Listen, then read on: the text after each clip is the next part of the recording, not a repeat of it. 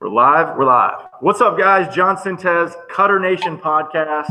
I got a guy super pumped to be here, the Baseballologist. But first, don't forget, go check out my online store. Grab yourself a super soft Cutternation tee, one of my hats. I only have 4 left right now, but we'll get that out there. You can also get some on-field stuff like some pullovers, hoodies. I got J-bands. I got weighted balls. I got flush bands to get the arm feeling good.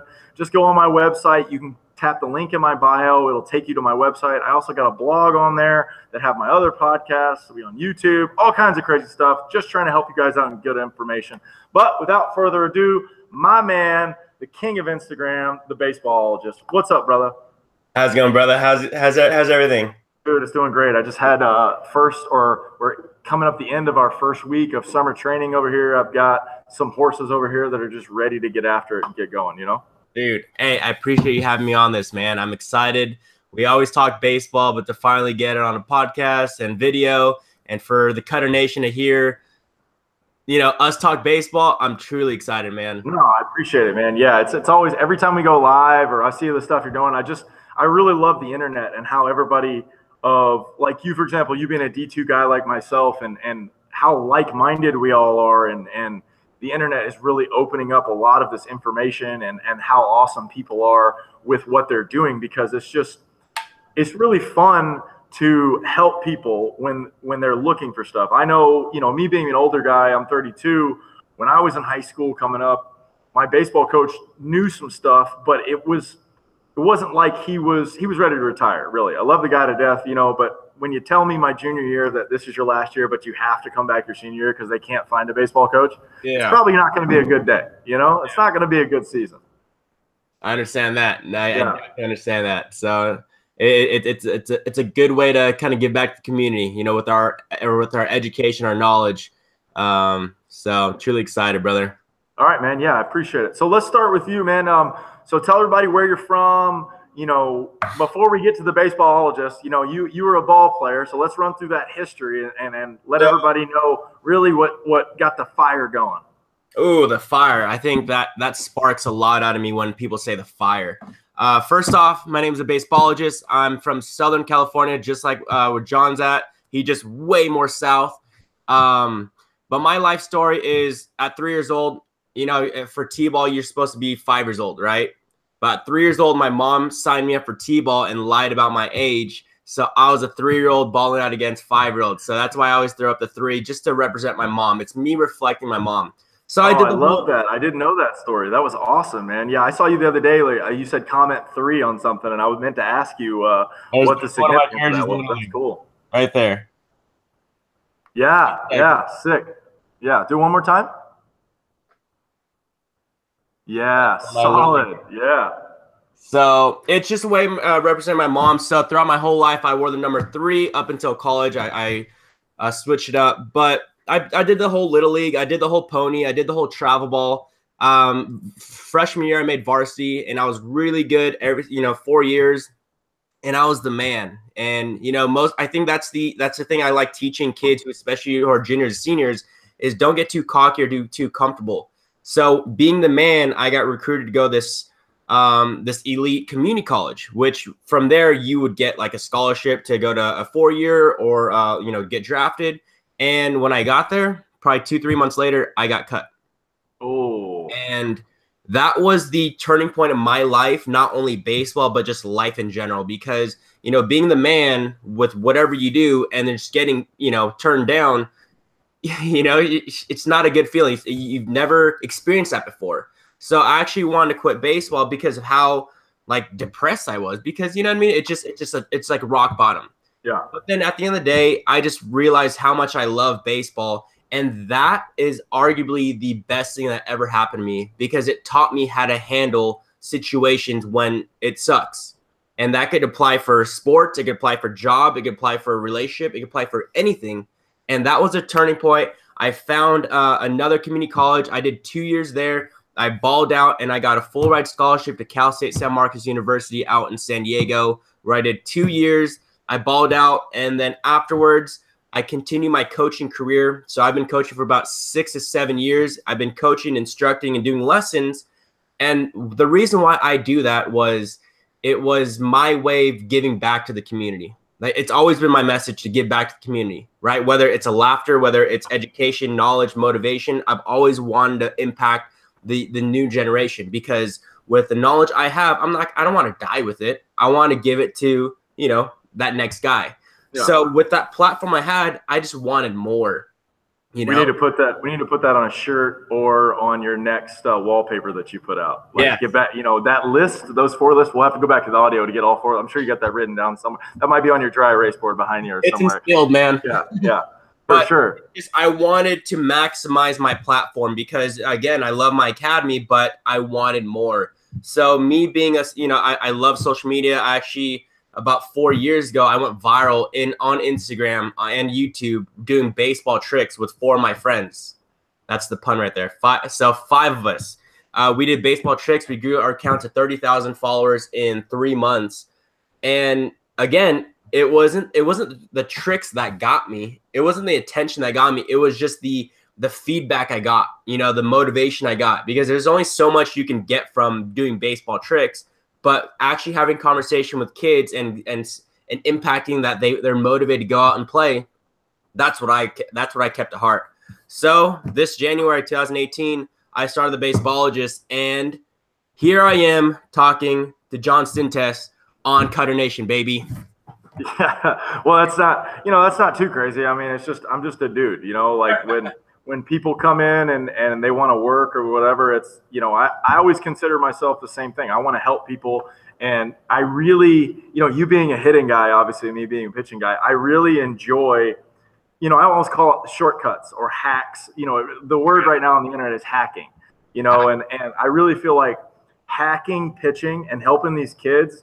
And then Saturday, late afternoon, late night, or early evening, I start looking at my phone a little bit more because the text messages start rolling in. I had a kid this week. My kid threw a no-hitter. John. Oh, yeah. My most recent favorite text I got was, little man did well at the plate. By the way, do hitting stuff too, but not, don't put it out there. I try to stay in my lane much, but I can swing it, Yeah. But so little man do well at the plate, had 2 doubles at the plate, but that wasn't even the best part. Text back, what was the best part? Best part, threw 5 innings, struck out 8, and made not 1 but 2 kids cry. And I said, oh my God, that is the best thing I've ever heard. Like, I didn't, and he was 8. He was 8. He just dominated. And a lot of people think it, and I'm sure you probably have heard this too, like people ask you, what's the earliest age that kids should start getting work and getting lessons? And I'm saying 3, like you know, like if I can get the kids to get the best information earlier, when he goes to practice, and I don't know what Tommy Mansky video is floating around at all these little league practices where you're watching kids' arm actions and how kids are throwing, and you're going like, we are hurting some of these kids on how we're teaching these kids because of this bad information that is being passed along. Exactly. It's very difficult for kids to learn how to throw properly when they have the dad or a coach or someone like that going in there, and all they're doing, and it's not their fault. It's not the coach's fault, because that's what they were taught. They were taught that way, and then it turns into this cycle of, when you throw, your arm hurts. And, like I was telling you earlier when we were off air, I'm 32. I threw 157 pitches in a game. Don't recommend that, by the way, to everybody, but we're in the championship. I was in the 10th inning and we lost. Like, how many times do you get to pitch into the 10th inning? I remember the first time I got to pitch into the 7th inning as a high schooler in a tied 0-0 ball game.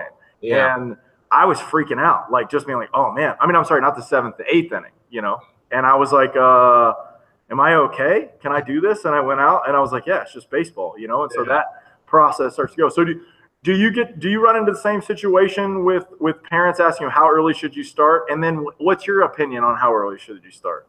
Honestly, just like what you said, as early as possible, because I know parents and coaches, they'll be like, oh, but he's too young to understand. Well, at the end of the day, this kid is a sponge. He's going to learn whatever you put in front of him, right? Mm-hmm. And my opinion about Little League and Pony, because the game's changed, right? Like the talent isn't there anymore in Little League and Pony. You know what I mean? It's all trial ball academies and etc. But what these guys learn at the age of 3 to 12, 13, 14, there's someone coaching them regardless. Yeah. There's someone coach him regardless, and why not be that guy? Why not be that guy at 3, 4, 5, 6, 7, 8, 9, teaching him the fundamentals? Fundamentals. We're not teaching him how to throw a curveball. You know, in your case, you're not teaching him how to throw curveballs. You're teaching him how to throw properly off the bump. Trying to teach him to throw properly on the bump. One thing that kids actually that I kind of slept on for a while. You'll be amazed. I don't know if you probably encounter this all the time. Kids that come to my academy about 12, 13, actually like 11, 12, I'll see them throwing in the net, and I'm like, why is it move? Like, why is their stuff moving? Like, why isn't it straight? These kids don't know what a four seam is. Yeah, I totally agree. And that's like the epitome of baseball is to throw. And these guys are throwing two seams. These guys are throwing like palm balls. And I call it the claw with the thumbs on the side. Exactly. The knuckles right here, Exactly. But the favored one is throwing a two seam because it feels right. You know what I mean? Yeah. And that just blows my mind, because what if you did lessons at the age of 4 or 5? Now they know how to throw a baseball. And it just things like that. I can't imagine what a kid will do if they start at 3 or 4 with good training.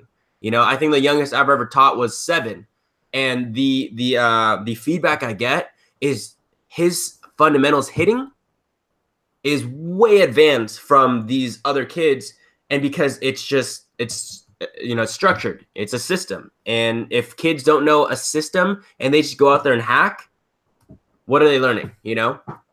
Exactly. I totally agree. Yeah, I run into the same thing. I've got multiple 7-year-olds now, and just on throwing, for example, like you're saying, I had the parents talk about, he's in All-Stars. We want him to not necessarily, even before All-Stars even got there, but we just want him to be able to enjoy the game. That's what one parent told me. And I was like, wow, that's a great way to look at it.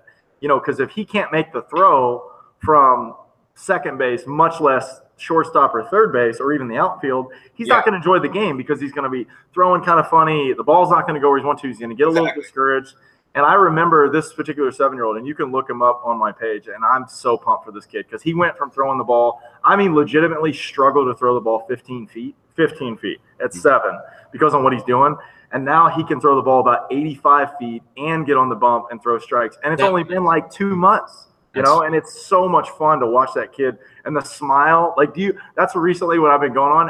When you see the kid, when it clicks, do you get the smile? Is it or what do you see from the kid? When you ask kid, oh, do you get it? They're like, yeah, and that's where they're just like, just saying yes. But when they do it, and then you look at them, and they're like, yeah, now you get it.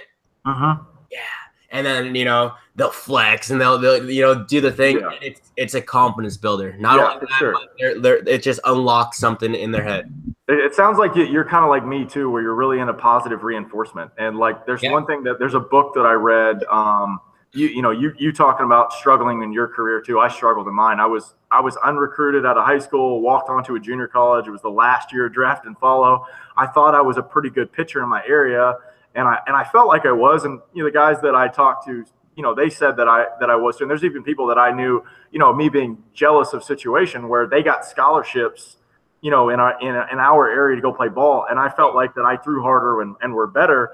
And then come to find out, I wasn't doing the right things in order to be seen. I thought people were just going to come to the high school. Me being from a small area, even though I am from Florida, it didn't really resonate to me that I should be out playing in these teams. I thought I was just here. But that was the information that was given to me by my high school coach and stuff like that, where it's like, you can play too much and this and that. You don't want to hurt your arm, blah, blah, blah. And that's a whole nother training side of stuff that I learned from there. But it really is fun when you see that kid, it clicks and then it goes. I mean, I think some of my best clients over here are just, they understand now instead of, I actually changed the word lesson from what the guys that I deal with here, and we call it training. Hey, you want to train with me? Because I have 11, 12, 13-year-olds who have been with me for over 6, maybe 8, 9 months now, and they understand, okay, I come in Tuesday, Wednesday, Thursday, I get my training in to get ready for my weekend. And they feel so much more confident because all of the stuff they're doing, they are able to recover. It's not too much. And then they can go to their weekend and understand what they're doing. When you know what you're doing, that's where that confidence comes from. Yeah. Exactly. That's awesome. Yeah. Okay. So let's transition a little bit to you said your favorite part. I love that you said that was your favorite part, your social media page, which I love. I get notifications. I click the 3 buttons like you told me to, and I get a little button from that. Oh man. That's an honor. Phone ring. That's hilarious.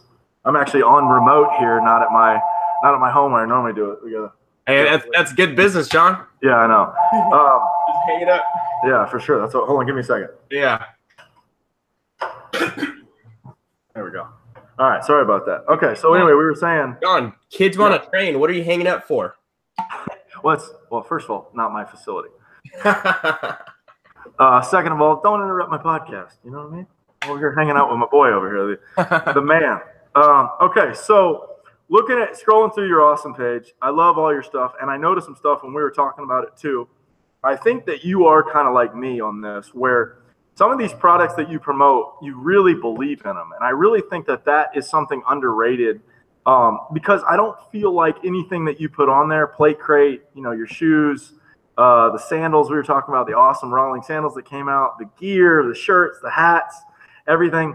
It really honestly looks from an outsider's view that you believe it. You love the stuff that's on there. So take us through what got you inspired to kind of do that? So, the Baseballogist, it's obviously a lifestyle of mine, and I'm trying to show the lifestyle of baseball, right? And through my lifestyle, through instructing, through entertainment, through being funny, through motivational, I just wanted products to reflect me. And don't get me wrong, I still rock other products, but there's main ones where I really want to rock. So for me to rock Baseball Lifestyle 101, it just reflected the lifestyle of just baseball in the community. And you know what, when there's a brand, you got to explain, it's like, oh, this means this means this means this. But when it came to Baseball Lifestyle 101, it was like, oh shoot, I get it. That's just a lifestyle. And I like that, and it really represented me. And Josh been a really good friend of mine for about 4 or 5 years. So it just clicked really well. And that's why I rock Baseball Lifestyle 101.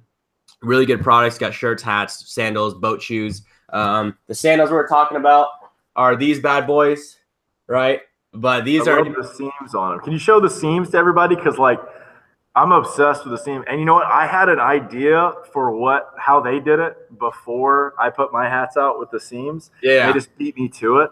And it was it's very well executed on their hats. Yeah, those are beautiful, man. Printed. They're actual seams. Yeah. So the texture's right there. So you could teach kids how to throw a splitter or something. And on that, you always send out, or you're asking for codes, and you're trying to help people out and stuff like that. And for everybody that's watching this, DM my man right here, because he'll definitely hook you up with a discount code. Oh yeah, appreciate that, man. I like exclusivity, so just exclusive deals, and I think that just makes things fun.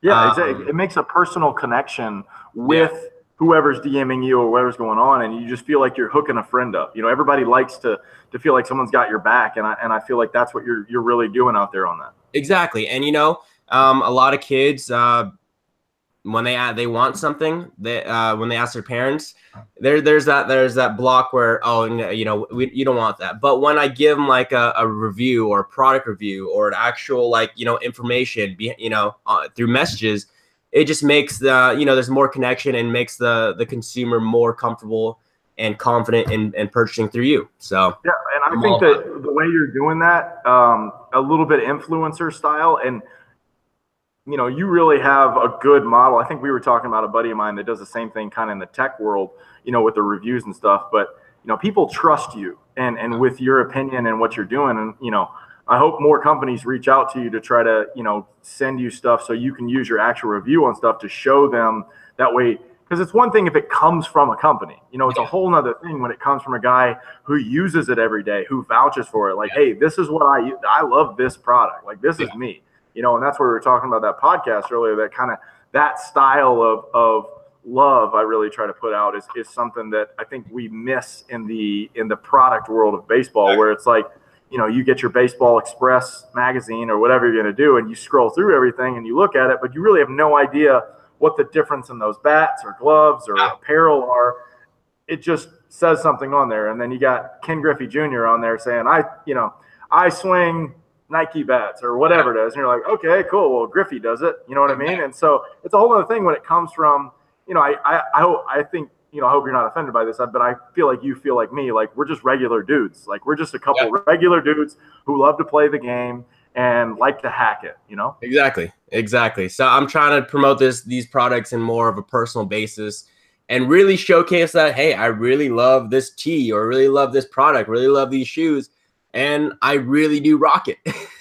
What are all the lists of stuff that you put on there? Because I can see it on here, but it'd be better if it came from you. So I got you talking about the companies I've been rocking lately. Yeah. So Baseball Lifestyle 101, Plate Crate, and Cage Pro T. So if people don't know what Plate Crate is, Plate Crate's pretty cool. Plate Crate's like a subscription box you get monthly. I call it Christmas every single month, but with baseball gear. Yeah, and for sure. I'm a believer, not believer, but I'm a kid at heart. That's something that I'll never lose. But I love surprises and I love new things. I'm not a materialistic guy, don't get me wrong, but when it comes to new things, surprises every single month, and it's baseball stuff, I'm all for it. I think there's one thing of being materialistic, but there's a whole nother thing of being within the lane that you enjoy. You know what I mean? Like, girls are obsessed with shoes. Guys are obsessed with shoes. We're just obsessed with baseball. Exactly. We just want to have cool stuff that we like, that feels good, just like your Cutternation tee that you can get on my website. We have all kinds of things. I've got about 25 different designs on there. I'll talk to you later, but I have some ideas on some stuff with that too. Maybe we can do a collab with the Baseball Lifestyle guys and stuff. I'm sure they would love to do some stuff like that. Now, the other thing that you do on your page too, which I really like, which I would call this a little bit of showing off, which you should do because you do have hands, you got handles, got the stick that goes on there, but you actually demonstrate what you believe in also, which I think is very rare also in the world of coaching and stuff. You see a lot of what I call a bucket coach, or people go on there and you're constantly swinging, you're constantly working on your short hops, on your stuff from there, and you can really see that you're using one of the videos I'm looking at right now, you're using your Cage Pro tee as well as promoting your Baseball Lifestyle shirt and all this stuff on there, and it all makes sense. You look like a ball player, you look like you're serious. And I don't think, even kids that understand when they walk into a room, what the first impression really does to another person, much less a coach. Yes.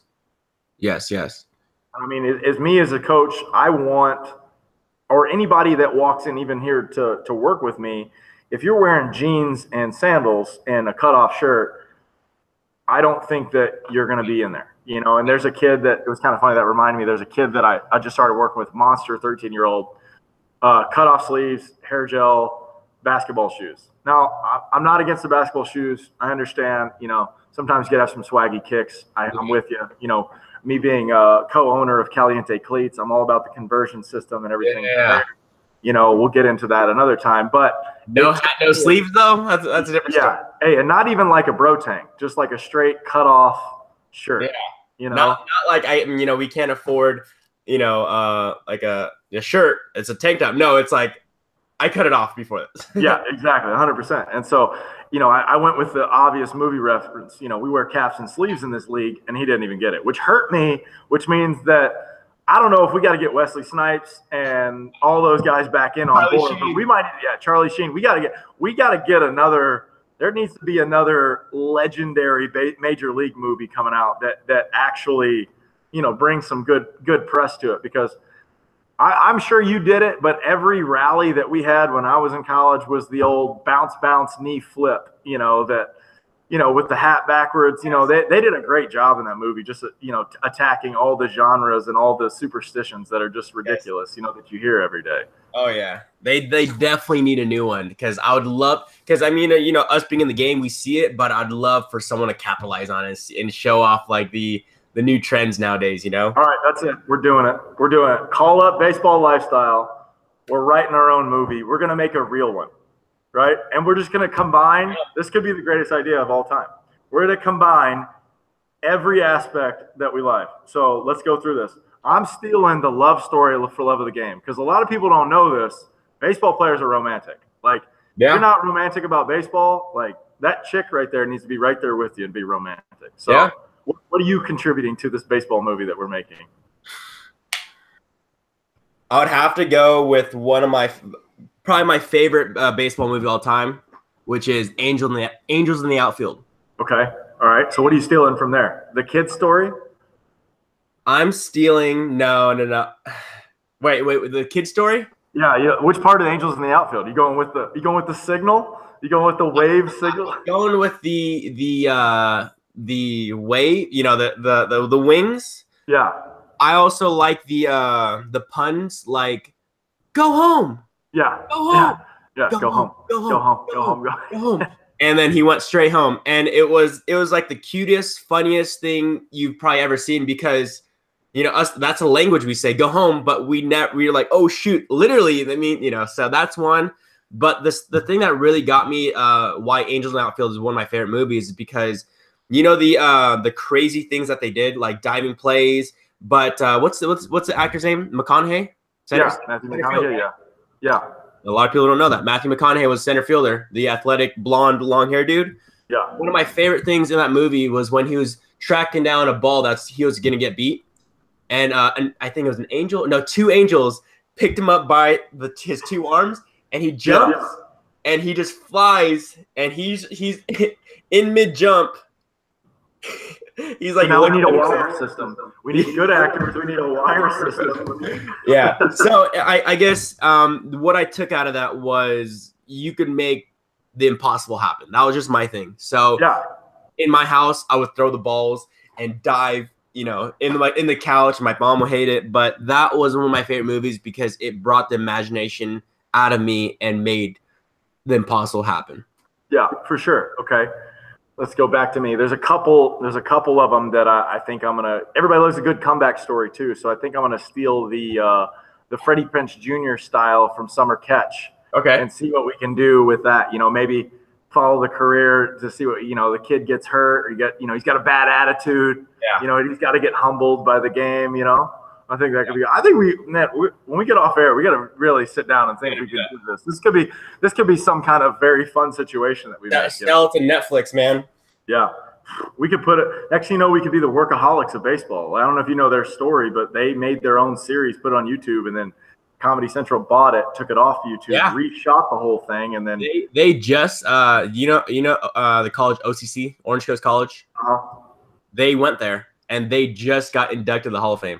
Yeah, that's cool. I don't know if they graduated there, so that's the funny thing. Do you really need to graduate to learn something? I don't know. That's one of the hardest things about like promoting kids to go to college baseball when you on the other side of it and you understand like you do learn a lot about life and things to do there, but the education, the things that you go into it, it's a completely different thing. I think it's completely necessary. It's just very weird, I spent 5 years with two different schools. And I had a fifth year senior year, and it was very cool for me to, you like social media and stuff like that too. I went to a particular department and told them, I'm not graduating. I have this much money for my scholarship. Yeah. These are the things that I want to learn. What classes do I take? And it was kind of cool because of the guy who was the head of department was like, well, you're going to take this, this, and this, and this, and it's all going to be with me. I'm like, cool. All right. We're already on the same page. And so if you can a lot of that to the average kid, the school system would be easier or for sure. So that's another topic. That could get hot.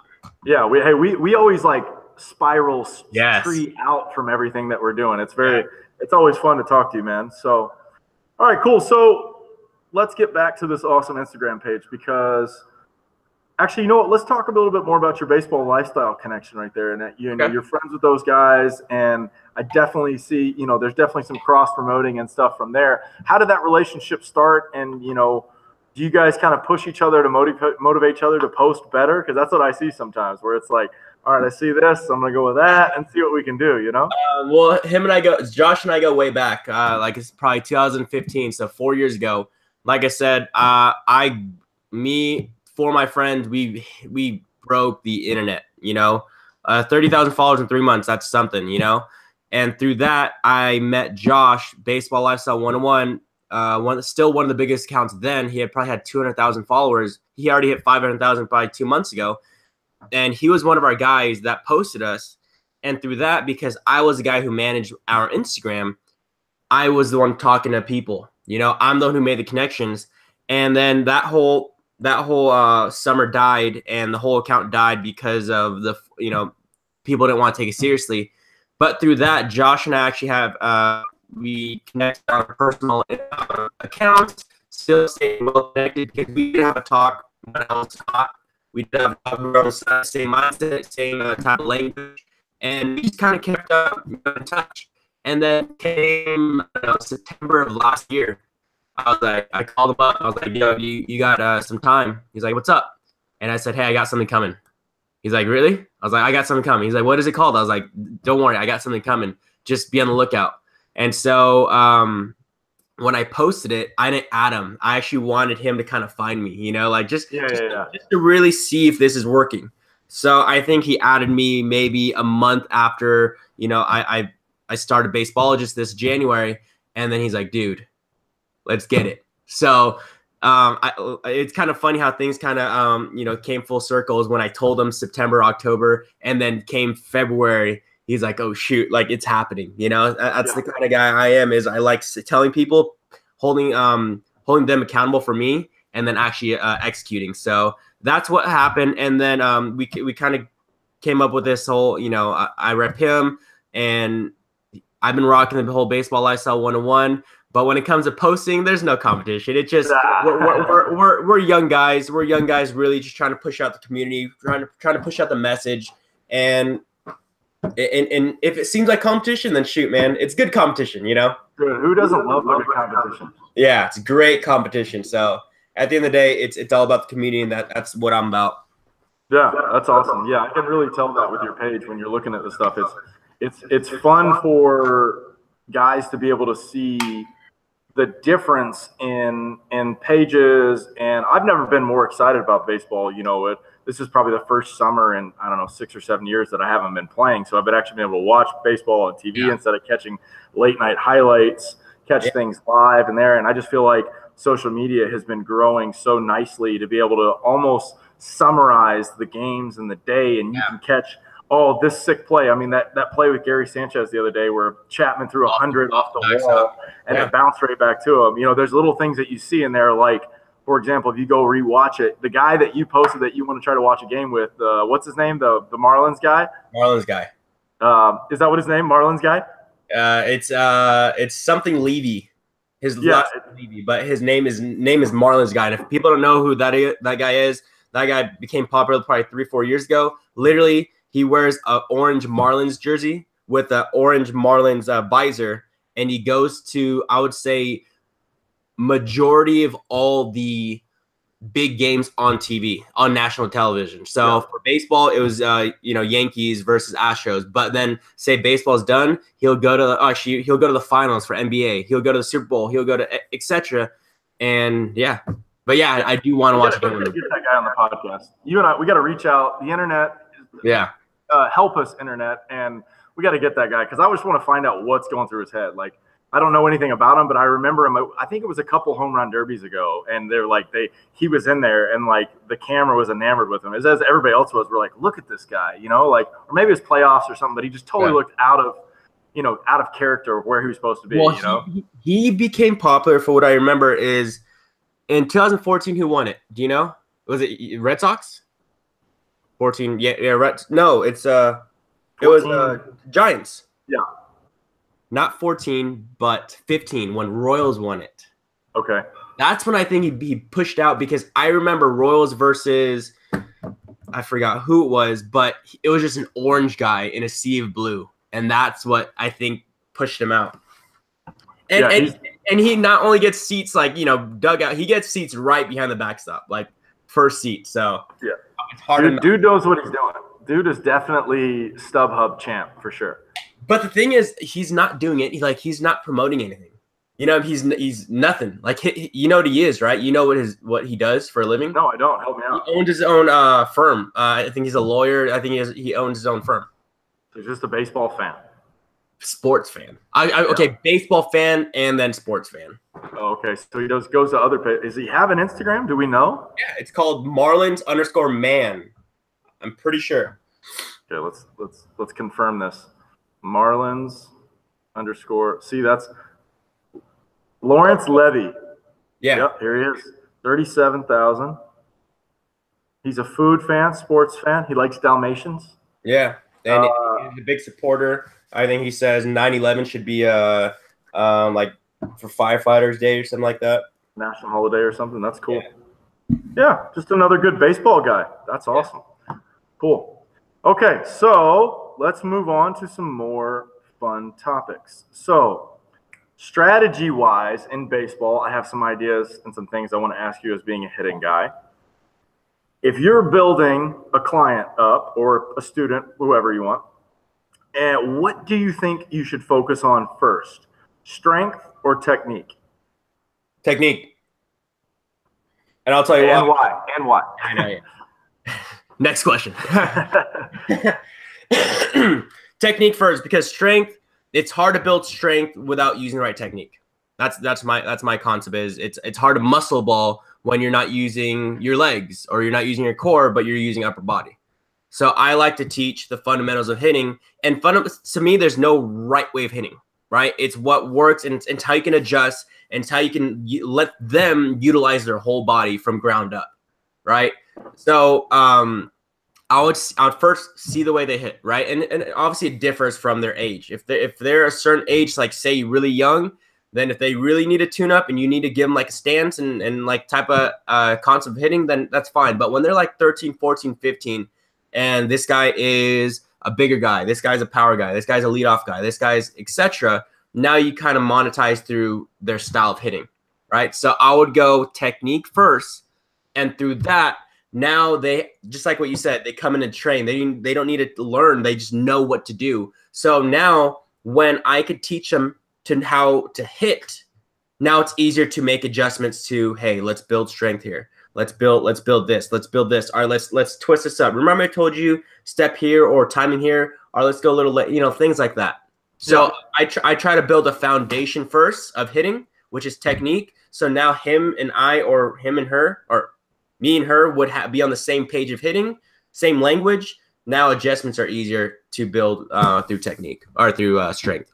So a sub question, part A, when would you let the strength become a priority? When you see that they are consistent with their technique, right? Like I'll have, like today I have an 8-year-old and he is learning quicker than a lot of my 10-year-olds. So now, just last week we worked on a little more strength than technique. So it depends on pace. I had a 12-year-old. It probably took about 5, 6 to 10 lessons for him to really get down a pure consistent swing with his technique, and then now for him to get it, we're on power now and strength. So it just depends on their level and how fast they're learning. Depends on the situation of the athlete. That's what I always say on everything too. It's one of the things that I run into with the velocity side on guys and stuff, and that'll be my next question when we get there. Just one second. But the part B of that being, how do you balance the strength and the technique side of it for these kids? Because you hear all the time, you have to get stronger, get stronger, get stronger. But a lot of people don't look at how much time am I putting into this, or how much I'm doing that. Because I think that there's, with throwing, there is a point of throwing too much in a day. Not that you're not going to keep repeating your technique and your motion, but you need to save some of that energy. You only have so much energy in a day in order to be able to get over to that strength side. Yeah. Do you agree with that? Yeah, I definitely agree with that. Okay. Yeah. Cool. I had another thought and I blanked on it. Lamborghini drove by and distracted me. Happens. I don't even know why I was around here. It cracked me up. So next question. Okay. With the technique, with the strength and the stuff in there, could you give me, let's say, 3 exercises that are kind of like your favorite for a hitter or a rotational athlete is what I like to call it, because I feel like a lot of the exercises that I do for pitching are very similar to hitting, that kind of are maybe like a sweet spot, a basis of foundation and stuff from there that can really help you with your hitting. So 3 techniques? Or 3 exercises, from there, outside of the cage. 3 techniques outside the cage. Okay. So not in order. This just kind of popped up to me, but something I learned in college was one of my coaches, or actually my coach was instructional hitter for Red Sox, right? So the way he applied hitting, or BP, was pro style. And something that I really liked in BP was, how many rounds do you think you take? 3 or 4? Yeah. Like say for like if it's a game day, probably 3 or 4, maybe 4 rounds, right? So a lot of coaches, what they do when they just throw 4 rounds, and you just you get your hacks in. And what I noticed with him, he had different rounds. So the first round would be, bunt and then hit and run. So that's just a way of kind of getting like in the gist of things. But what I really loved about his concept was the first or second round, when you're really hitting, and after hit and run, he threw middle away. And I like that. I liked just getting really long. And he said, don't hit 100%. Just let the ball get deep, track it, step, and just go 70, 75, percent. And I like that. So the reason why I like that a lot is because when I go to games, like MLB games, I actually love watching BP. And you'll see power hitters. You'll see majority of the hitters, first round, they'll just step, let the ball get deep, and take it the other way. And that's the reason. They want to see the ball long. They want to see the ball deeper. They want to let the ball travel. So what I got out of the concept was, he said it's easier to adjust to inside after you have this practice of letting the ball get deep. So my point is, a lot of coaches will tell you, hey, just hack away. Now you're pulling. Now you're majority pulling, and you're not really getting any better because you're not tracking the ball longer. So that'd be one. Is you said outside the cage, is letting the ball get deep, going middle away on your first round. Don't go 100%. Like I do like a workout every Friday with my kids, 2 hours of hitting in the cages, and these guys are hitting 100% and pulling. It's like, what are we working on? Mm-hmm. So that's one. Are you saying everything BP, or no? I mean, just anything. Bands, medicine balls, gym, anything. Okay. So anything that we can recommend on guys. That was a good technique. For preparation and stuff from there. You got two other things that you'd like to recommend? Yeah. So something a lot of people talk about timing, right? And they talk about how to use like a donut, how to use like, just that weird, how to use a weighted bat. So a technique I used to do is, have you ever heard of the technique of using a fungo while getting ready to hit? Yeah, the bat speed, yeah. Bat speed, right? So what I did in high school and college was, I heard people that did weighted bat. Then when I brought up the fungo, they're like, dude, you're weird. But when I told them the concept of bat speed, quick hands, they're like, oh, I get it, right? So what I used to do is, I used to say, I'm a leadoff, right? I'm a leadoff hitter. When pitchers like maybe not even out in the bump yet, I'll get my my weighted bat, and I'll warm up, kind of like a David Eckstein, right? I'd warm up, I'd swing, right? I think the mistake that people do is they use that weighted bat to time the pitcher, which is totally off. You're not going to hit against the guy with a weighted bat. So you just want to get the idea of you have something heavy. So now, once that happens, what I used to love doing is, right when the pitcher's about to start warming up, I used to put down the put down the weighted bat, get the fungo, and time the pitcher. That was one of my practices right there. Is go from heavy now to really light, a feather, time the guy, probably 3 or 4 pitches, and then go to my bat and time him right there. That's a great example of a weighted bat system that you don't really see a lot of with that. And I think the underloading is what it's called. Underload training is a very under-practiced technique. And we kind of do the same thing with weighted balls here, where, and I've got, and honestly, for what you're saying, I really like how you're doing, because you kind of do it the way I do it, where you take ownership in like what you're doing, where you're saying, it's like, this isn't the best way to do it. This isn't, the MLB way. This is the way I do it. Like, this is just my favorite way of doing it. And then that example with there's exactly, that's exactly the same way I train the guys, where if there's something that's out on the internet, like I'm sure you've seen a lot of the PVC pipe and the stuff and the hitting and the stuff that I see on there, and I like it, not being a hitter, but I think it's just great for feels and the things. Now you're seeing extra long PVC pipes trying to get people to feel stuff and go from there. And that, the PVC pipe even being lighter than a baseball, a fungo, really is interesting in the progression of the game. Yeah, exactly. Okay, exactly. One more. I got you on the spot for one more. I'm gonna go. Go ahead. Sorry. You're right. Something I learned in college. All right, I know you didn't say cage work, but this is something that really kind of unlocked the power, because I'm 5'9", right? Not a big guy, but this really helped me with unlocking my power, and it's the Happy Gilmore concept, right? And how you play it is actually here.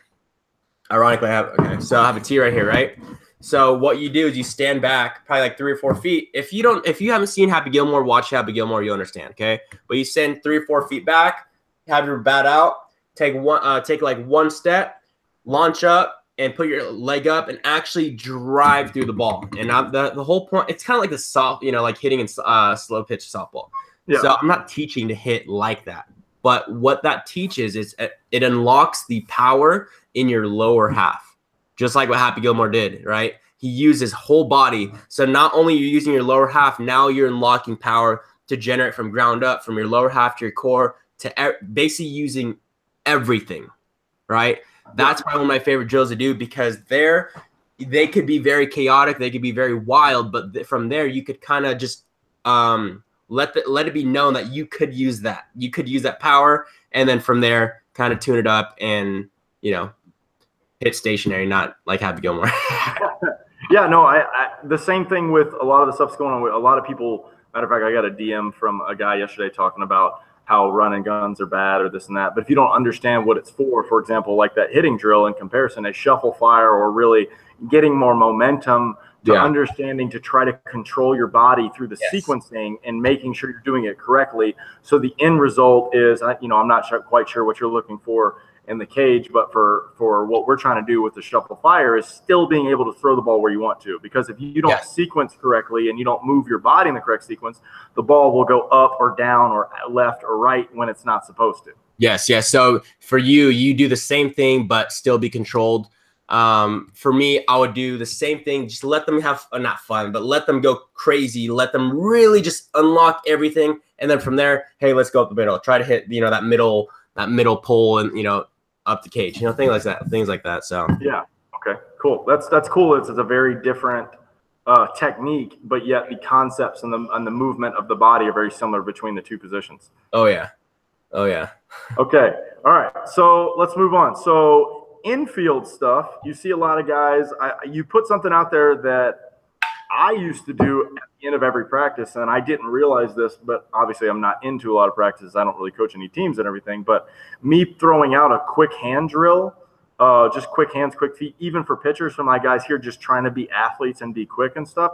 I don't really see that anymore with guys. You don't really see a pop feet. I don't know what you called it, but we called it quick hands, pop feet, and just how quickly can you get rid of it? And then you would challenge your partner to see how long you guys could go, who was going to drop it first, turn it into a competition, Screw up. Exactly. Wait, so what's the question?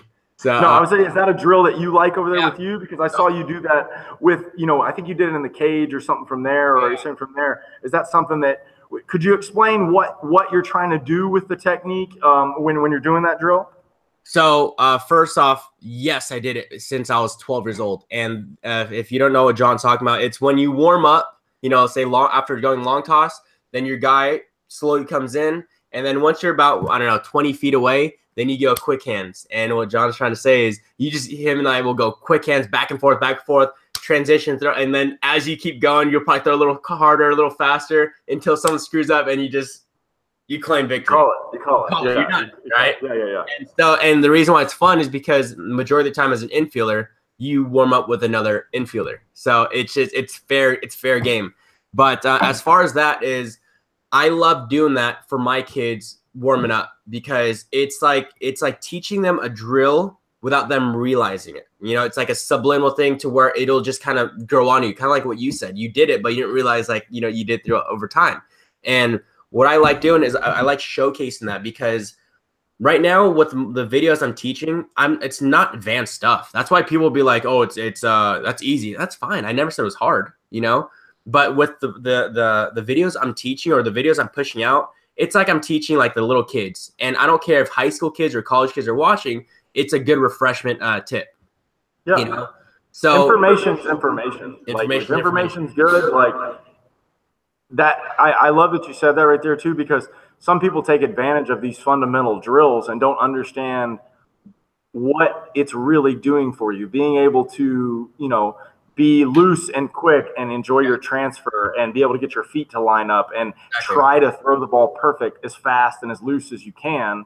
And how many times in a row you can do it. Exactly. Like I put out 2 YouTube videos. One was quick hands, literally what we're talking about. And the other one was like, I think it was on my Instagram, like just how to pick, right? Like short hops. And I guess the message I'm trying to portray is I'm so comfortable with my hands that I could do it behind my back. I could do it under my legs. I could do it with not looking. It's showing that, hey, I don't play anymore, but I could still do it, because it's a thing that you're supposed to do every single day, and you get comfortable doing that. And that's what I want people to understand is, if you do it consistently every single day or every time you throw, it leads to your cockiness. It leads to you being confident with doing stupid stuff like that. You know, it's not me showboating. It's me showing, if I can do it, you guys can do it. Yeah, that gives me to another question that I just thought about, because I think confidence. How do you think that confidence is acquired by a baseball player? How do you think confidence is acquired over a baseball player? Repetition over time. So if you are confident in pitching, you don't just gain it. You would practice what you need to practice on. And then once you can execute in practice and apply that same mentality, same practice from practice a game, that's what confidence is built. Like, I remember I had a kid ask me, oh, actually literally yesterday, he said, hey, how come I pitched so well with my dad in the backyard, but in the game, he literally said I suck. And I said, dude, Leonidas. Yeah. And I questioned him. I was like, hey, I think his name was Caden. Caden, you know that same comfort feeling or comfortability feeling you have in the backyard? He's like, yeah. You know that same confidence you have? You know that good feeling you have? He's like, yeah. I was like, can you do me a favor? He's like, what's up? Can you take that same mentality and apply it in the game? And because at the end of the day, confidence is a mindset, right? Confidence is a mindset to know that you're confident with your own abilities. So that's why they say practice like it's a game, because if you can execute it during a practice, you could execute it during the game, you know? And it starts with how soon you do it. How soon can you visualize that scene, right? And another good practice, what I like saying is, who won the World Series? Altuve, Correa, the Astros, right? Yeah. I think only 2 guys on that team made the World Series prior. I think it's Verlander and Beltran, if I'm correct. Yeah. But why did Correa, why did Altuve, why did everyone else play like they've been there before? Because they've thought of it before. Yeah. Period. They visualize it. They understand they were going to be there. In concept of basketball, why can certain players be clutch in the 3-2-1?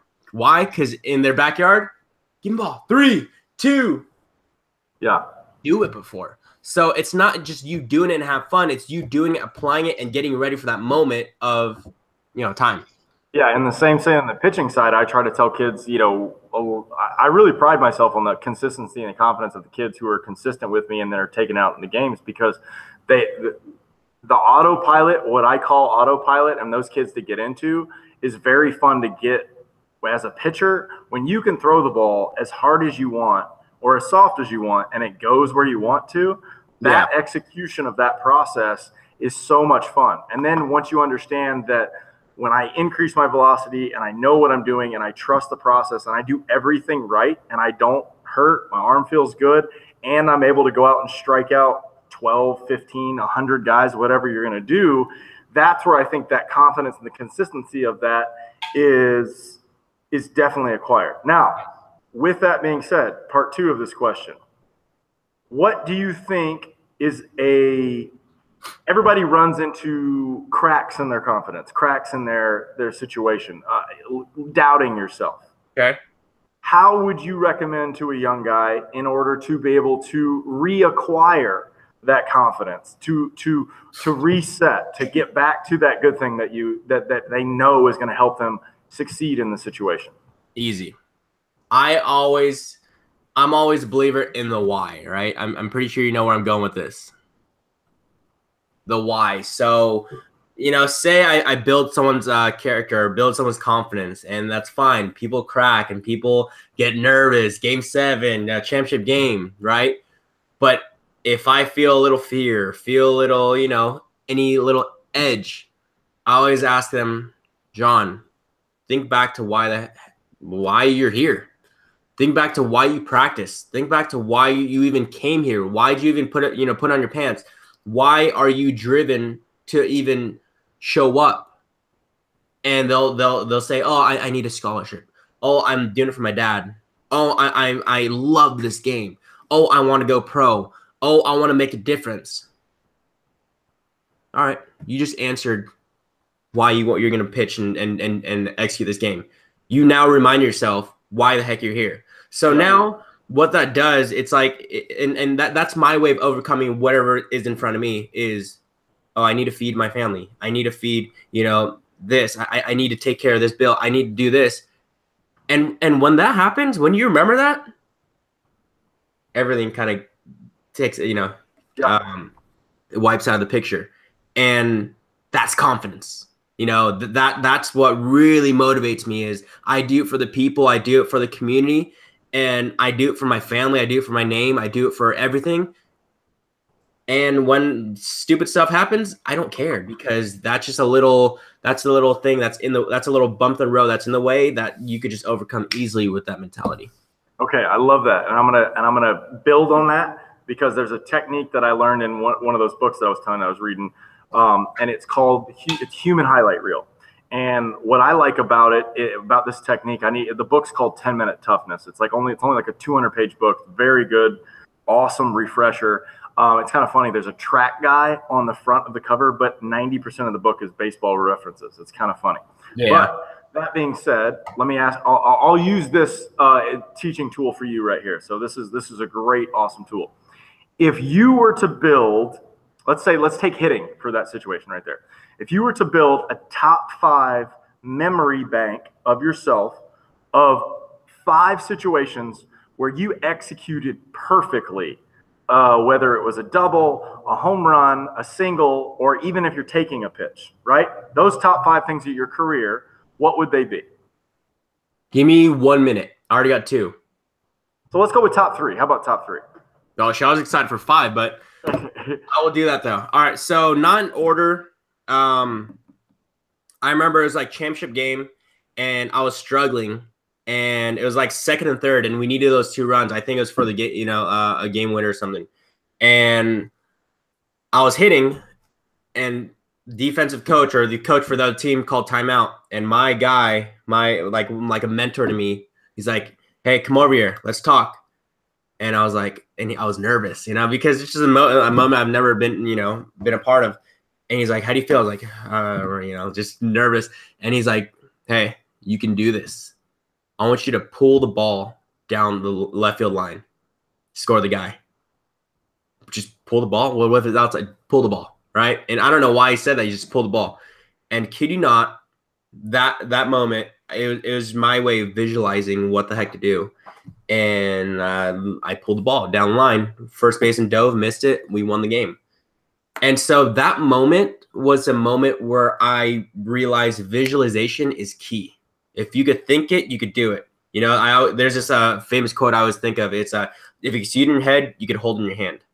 Right? I like that. Yeah. You can see it in your head, you can hold it in your hand. If you imagine it, you could hold it, whether it's tangible of a product or something, or if you could do it physically. That made me a believer. So then now another situation is when I was older. So that's when I was 12. But when I was older, 14, 15 years old, another coach taught me about visualization and actually applying it, or doing it and then applying it. Because then when I did it, but here's when I actually practice it. After you warm up, play catch, everything, do you have that 15-minute downtime before the game? Yeah. Where you could do sprints, you could stretch, you could whatever you want to do. As a pitcher, you probably just rest. You just probably think, right?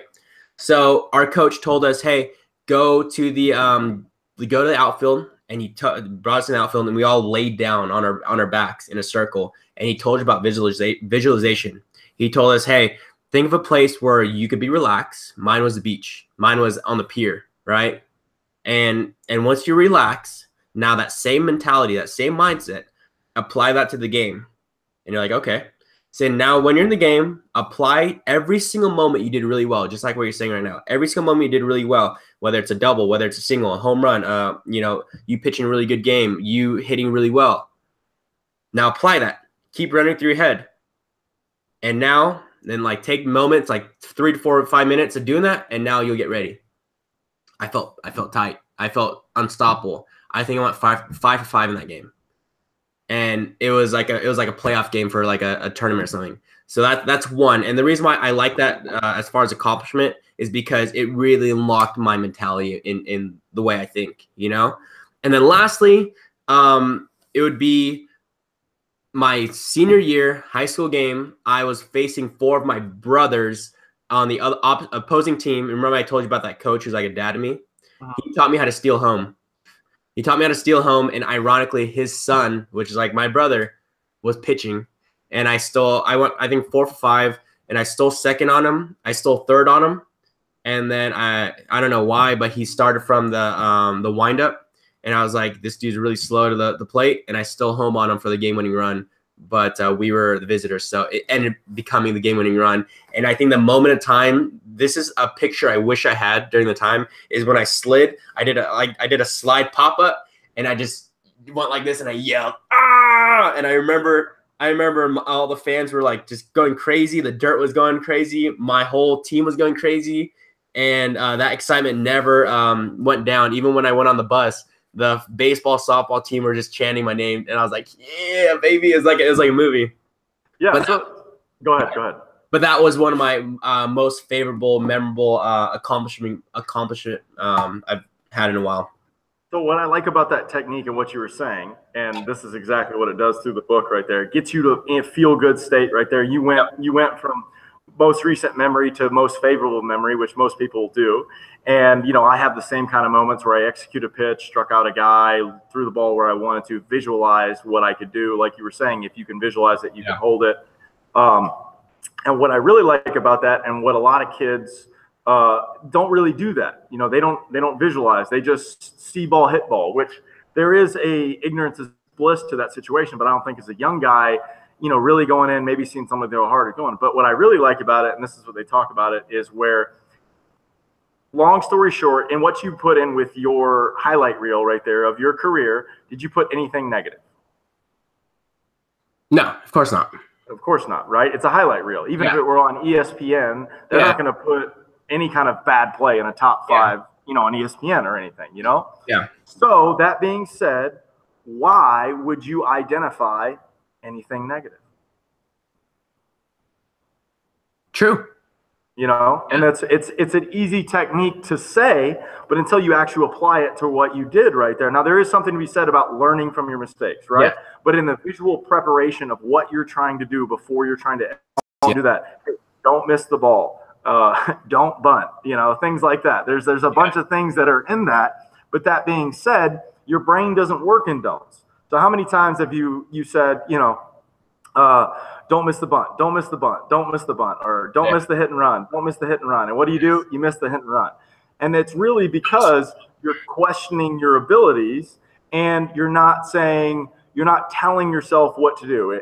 Instead of get the head out, make sure you make good, strong contact, stay through it, try to figure out ahead of time who's going to cover the bag, so you know what hole to go to, or whatever you're going to, however you're going to do it. Or my favorite one is, how many coaches get mad because you gave up an 0-2 hit, and they call a fastball up and you miss middle, but what you're trying to say in your head is, okay, instead of say, throw it high, throw it above the catcher's mask, you're saying don't miss middle, don't miss middle, don't miss middle, don't miss middle. And then sure enough, you throw it right down the middle. Or, your coach is saying, 0-2, you got to bounce it.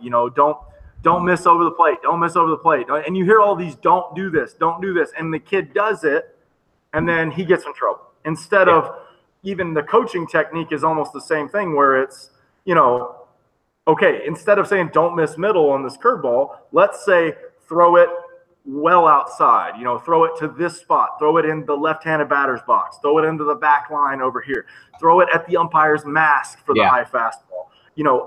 Keep your eyes focused on what you're doing. Stay within what you're trying to do, the other thing that cracks me up the same thing, don't overthrow, and things like that, which me being a pitching guy, learning things that I'm doing, I really consider myself a throwing guy too. I don't even believe in there. I don't think there is such thing as overthrowing. I think you can throw the ball as hard as you want, as you can, if what is possible. But that being said, accuracy is lost, at a certain point of level 10 throwing, and that becomes, for some reason, a bad thing in practice. And if you can't fail in practice, then you're not going to push yourself in a game. Yeah, exactly. So I don't know if you like that. But that's one of my favorite things. I love that. You kind of, good thing I didn't think of anything negative, but when you asked me, you didn't think of anything negative, I was like, no, of course not. And you said, then why would you, what you would say, you questioned me, you said, why would you, why would you put anything negative? Why would you even remember anything negative? And that's a rhetorical question. It's given, you know what I mean? It's like, you just, oh, okay. I can't say, oh, yes or no. It's just, oh, all right, you're right. And that just, it kind of clears your mind. It clears your mind to just say, think positive, do positive, and get positive. Even if something goes your way or it goes the wrong way, that's where you learn from experiences and still respond in a positive way. I'm a believer in that. Just because you think positive and live a positive life doesn't mean everything comes positive. There's sucky stuff that comes your way, but now it's the way you respond. Are you going to respond negative or positive? Exactly. Negative. 100%. Yeah, 100%. Yeah, and you hear this whole participation trophy thing and things that are going on. I think that we're not teaching these kids the right thing, even at a young age. Like, there should be some form of pain or hurt, I believe, and especially when you're growing up, because if you lose the championship or you lose and you're at closing ceremonies and they're giving away trophies to the winners, it doesn't mean anything. Everybody gets a trophy. Yeah. There's no value system to what's going on. It's like, all right, well, we played our system. And I understand that there should be a form of appreciation for completing the season, right? But you can't reward the guy just for completing it. That's not the way the game should be played. You should be rewarded for succeeding and playing your best. And sometimes playing your best just doesn't work out. That's why the baseball is the way it is. It's not like any other sport where if you do your job to the best of your ability, you still lose. Football, if you don't do your job to the best of your ability, you can still win the game. It's on another guy. And I always, when I'm trying to groom a lot of my athletes over here, I try to tell them, like, you worrying about your right fielder's ability to catch the ball is not keeping you focused on you striking everybody out. Because as much as we like to preach, throw strikes, get ahead, get ground balls, do that, there is a moment in time sometimes as a pitcher, you got to reach back and go, look, I just need to strike everybody out. Sometimes you have to end the damage and go from there. And I evolved that into a further thinking, which I run into issues with all the time, but I will live and die by this, because I think if you're trying to strike out every batter that you face, you will force weak contact. Now, granted, 0-2 to 3-2, we know that's bad. You don't want to walk people, but it's a part of the game, right? I think that if you, with that same positive negative aspect, the only people that really focus on negative categories is the media. If you look at MLB, they count walks, they count hit batters, they count ERA, they count all these things. But yet when you follow the money in the baseball and you see who gets paid the most, they don't care anything about those categories. They look at Max Scherzer, Clayton Kershaw, and those guys are top 5 every year in strikeouts, and those guys make the most money. Yeah. You know what I mean? Yeah. That's same thing with home runs, doubles, and everything. Like, well, it's so funny when I talk to some of my clients too about hitting, and I'm sure you get the same thing. They're like, little Johnny hit 800 on the weekend. I'm like, cool. How many runs did he score, and how many doubles did he hit? Yeah. Oh, well, he had 1 double and he didn't score. Did you guys even win a game? What did you do? Hit 8 flares over the third baseman, or what? What happened? You know? Yeah, that's awesome. Yeah. Yeah, I get that all the time. Yeah, he hit 800. Cool. You guys win? No, we didn't win any game. Yeah. It goes back to the same thing on the hitting side too. Like I always try to open people's eyes on that side of it, where it's like if you look at the hitting side, who makes the most money as a hitter? Like 2, 3, 4 hitters. Yeah, Giancarlo Stanton. You look at all these guys that are making so much money. Pujols, right? Yeah. That year that Pujols hit all those home runs, I think his average was like 230. Yeah. You know, and if he wasn't hit. Pujols got that fat contract by Angels at the age of what? 31, 32? Yeah, exactly. Yeah. You know, so that's the moneymaker right there. And he could suck all he wants now because he's still going to get paid, you know? Yeah, exactly. And he doesn't want to, you know what I mean? And he kind of got away from what made him himself, too. You kind of saw him drop off a little bit. For even like what you were saying, his biggest thing was they always talk about his oppo power, oppo power, oppo power. Yeah. I think that's a secondary situation of what was happening. He made his money getting there, pulling the ball. And I think sometimes you got to be more aware of understanding what works for the baseballologist may not work for Cutternation as far as what's going on. And you can see guys that sometimes try to change their game when they're on top instead of ride out what you're the best at. And if you're good at pulling the ball and you can hit tanks, then do it. And sometimes that pitch that's on the black, you do hit it out. Yeah. And you pull it. It's okay. You see Hanley Ramirez do it all the time. David Ortiz all the time. 100 miles an hour on the black from a lefty outside corner. And he's like, yeah, that's cool, man. Appreciate that. See you later. Yeah. You know? And he's entirely okay with pulling the ball. But for some reason, and you even said it yourself, like, hey, get through it, see it deep, and you see it all the time with guys. But I think it's more being self-aware of what you're good at. You know what I mean? Yeah, exactly. I mean, that's why a lot of people are always ask me, why, when they do the shift, why don't they just learn how to go oppo? It's because that's what got them there. You know, that's why they're paid, is to not just hit it oppo or hit it, you know, they're trying to smack one. Yeah. You know? Yeah, you can't walk off the island like they say all the time for the Latin guys. You know, you got to swing it. You got to swing it, you know, and it depends on their what they're there to do. You know, Altuve's a really good hitter, but this dude, he's paid to get on base and score. Yeah, you know, get on base anyhow, and that's why he's getting paid, and that's why he's who he is, because he gets on base. Now, don't correct me if I'm wrong. He's the same height as you, right? No, he's 5'5", 5'6". He's 5'5". He's even I more. guess so you tall guys. 5'6" to 5'9" is the same, so I get it. Sorry. Height discrimination. Yeah, for sure. Yeah, he's just under me. That's all that is. You know. One of my good friends is like 6'2", 6'3", and he's like, he's your height. I'm like, dude, I'm 5'9". The dude's like 5'6", and I'm like, never mind, man. See, and that's what I love about him too. Like when you look at Altuve's swing, you talk smooth, this and that, and he can't swing 60% sometimes, you know, all the time, and he still hits home runs and drives the ball off the wall. And it still looks like he's trying to swing as controlled and as violent as possible. He's probably pushing 90 to 95% of that power, you know, majority of the game when he's swinging.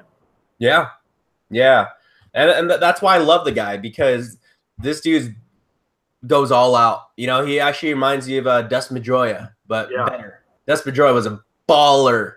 You know, he acted like he was 6'5", 6'6", and monster, and he'll talk smack. Like, I don't know if you've ever heard him talk smack.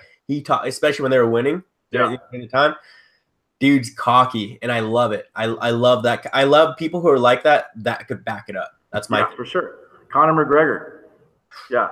I mean, it's just rare. You don't see it where you talk smack, and, you know, for me, in my experience, it's been a 50-50. I've seen guys that talk smack, back it up. I've seen guys that talk smack and don't. But I think that confidence to go out and try to do it, almost to trick yourself to be good, is important. You know? And I respect people who are cocky, get beaten up, whatever sport it is, but show respect afterwards, because that's the name of the game. 100%. You know, like, I mean, this kind of off topic, like when McGregor lost against Mayweather. No. Diaz, when he got choked out. Yeah, he got choked out.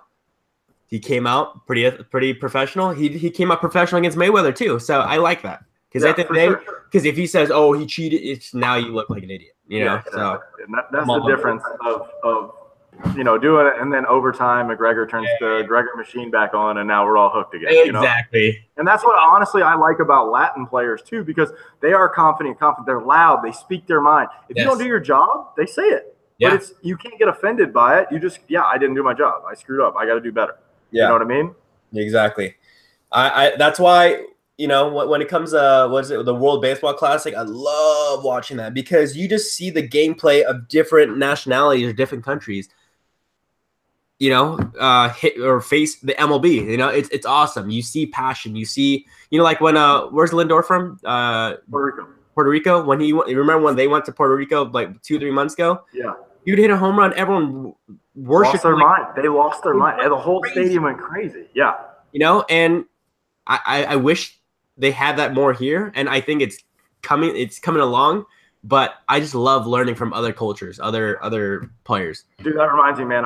We got to set this up one time. You got to come down to TJ with me and go to a game. It's a whole different experience, man. It's so much more fun, especially a big game. Speak Spanish? What's that? Speak Spanish? Yeah, I can. I've been down there. I've played 6 years down there. Then we're good. Yeah, it's a whole different thing. Like it feels like a playoff atmosphere, but it's a Tuesday. Like it's not a big deal. Like you know what I mean? Like they just go crazy. It's a Tuesday morning. Yeah, it's a Tuesday or a Wednesday midweek game, and the 5 starters going, and everybody's excited about things. It's the way the game should be, and I'm loving how MLB's releasing these rules about having to stay in the dugout and not make too many gestures on the field and slag out your cleats. And I think Nike's going to do some cool stuff as soon as they get that contract in 2020 with uniforms, because white and gray is overplayed. Can we just talk? Can we just say it? Can we just, how many times do you go into the show when you're on your live stream on Twitch, retro, and you immediately go to your retro or your alternates? Everybody does it. I don't know one guy that's like, you know what? We're going to rock the all whites. They're going to look good. No, man, everybody wants some color, some flash. You you look at slow pitch softball, they got full sub dye. I saw an all pizza uniform. All right, we're going too far now. I know we are, and I thought the same thing until I saw it, and I was like, you know what? Why not? You know what I mean? Like, why not have something to that point? That's why like the baseball community promotes college uniforms all the time, because they swag the heck out. You know, for sure. It's pretty sick. Like Vandy's all black pinstripes. Ooh, yeah, I'm a fan. I am a fan. I used to not be a fan, and now I'm like, you know what? Why not? Screw it. Notre Dame. Oh yeah, the all greens or the all golds. Yeah. Florida State wears the all gold too. When D-backs changed their uniform was about 2-3 years ago. Yeah. I thought it was really stupid because it's going against the game. But I like that charcoal gray. I'm not a big fan of that white with the red. I like the charcoal gray because it needs to match. If you're gonna wear the white with the fade to whatever's on the bottom, then you got to have the cleats to match it. But now you're putting it on the player to match the cleats to do it. But then if you wear high pants, then it doesn't even matter. Exactly. That's it. We're creating a movie. We're calling the MLB. We're getting to the Players Association to be like, all right, you guys are completely screwing up. You know what I mean? These guys are all right, man. Well, look, we gotta wrap this up. I gotta get going. I gotta run a couple errands before I start the rest of my day. But listen, it's been awesome. You got anything else you want to plug real quick? John, appreciate you taking the time to, just take interest in talking to me about baseball. I truly appreciate you. I appreciate Cutternation. You guys check me out on Instagram, YouTube, The Baseballogist. And we'll talk again, man. Sounds good. We'll have the link in the bio with everything on there. I appreciate it again, man. Don't forget to go check out my online store. Link will be in the bio and everything from there. I'm gonna hook you up. I'm gonna send some stuff out your way. All right. Dude, brother. We'll talk soon. Appreciate it. Sounds good.